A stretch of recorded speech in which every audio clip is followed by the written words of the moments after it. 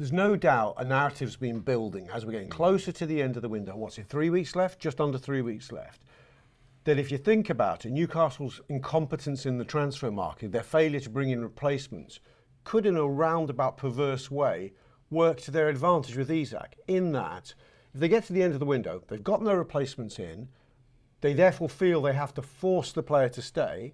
You can kick up all the stink he likes, but on September the 1st, when the window slams shut, he'll just climb down and play for Newcastle, because what else is he going to do with his weekends, you know?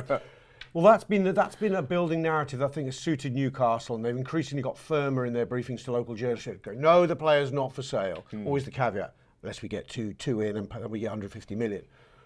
But the players' camp, quite rightly, have realised that they can't just sit on their hands and let Newcastle have this gaining momentum, this leverage, and so have briefed via the very reputable David Ornstein of The Athletic that the player is not going to play for Newcastle again, that he will do precisely what people think he wouldn't dare do, which is totally down tools, cut his nose off to spite his face, frankly, and not play for Newcastle after the window closes.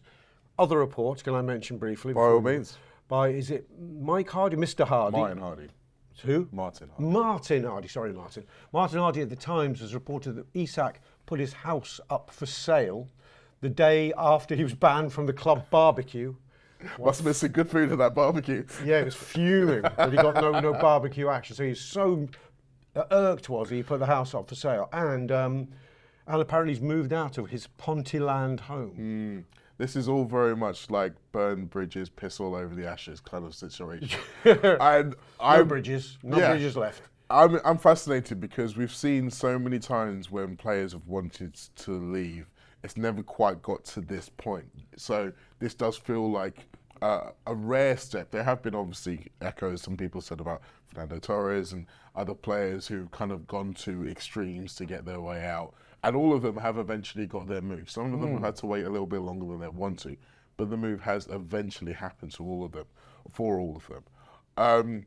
I've seen quite a few Liverpool fans today as well who feel a little bit uneasy about some of these tactics, maybe thinking about how they would feel if they were in Newcastle's shoes, or maybe even projecting to the future. For example, say Isak signs a 5-year contract, Liverpool win one or both of the big two in 2 years, Salah leaves, Lewandowski leaves Barcelona, suddenly his agent gets a call, fancy coming here, and then the whole cycle starts again.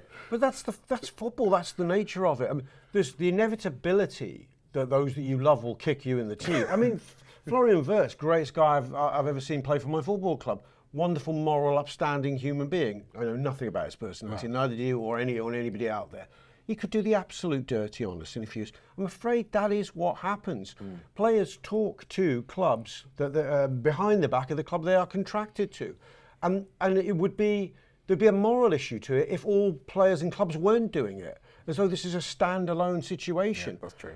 Now, the context of this context is everything, right? And the trouble is we don't know all the context. Isak's camp are briefing, and it seems plausible, given the lengths he's going to, that he had understandings with senior club officials that if certain criteria were met, he would be allowed to leave. He feels strongly that a new contract was reneged on, and that he had given them notice that this would be his last season for Newcastle, that came to them before the end of the season and did this.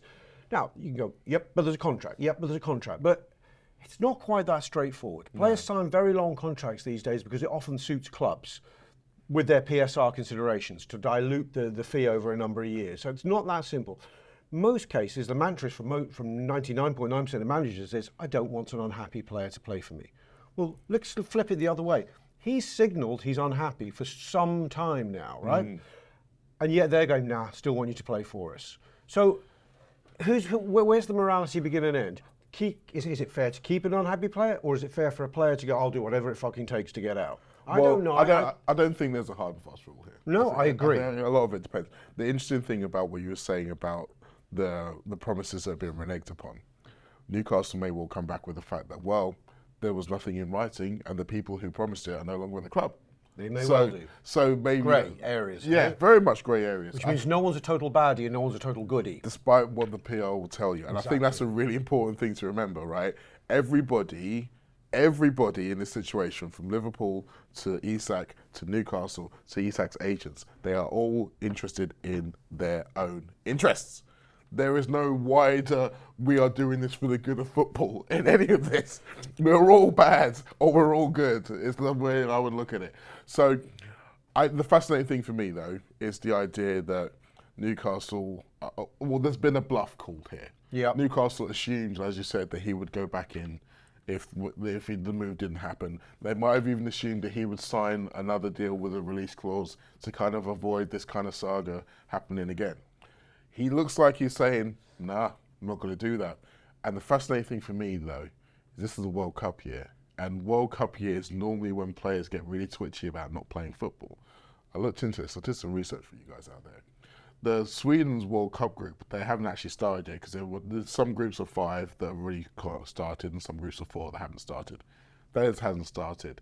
They're in a group with Kosovo, Slovenia and Switzerland. Now I'd back them to get out of that group. Yeah. Sweden have got, if you just look at the front 3 of Gyökeres, Isak and Elanga, I'd back them to get out of that group. Even short of Isak, yeah. Yes. But would they be short of him? Would Sweden really not pick him even if he hadn't played? Because I think that they would. And I think Isak thinks that they would. I hope you're enjoying this free show at the moment. Loads of excellent, exciting stuff on the Anfield app. If you want to be part of the whole thing, you can download the Anfield app and go from there. Or you can subscribe via the YouTube membership as well for video-only content and other bits and pieces. We love doing these shows. We love that you watch them. So come, be part of the journey with us.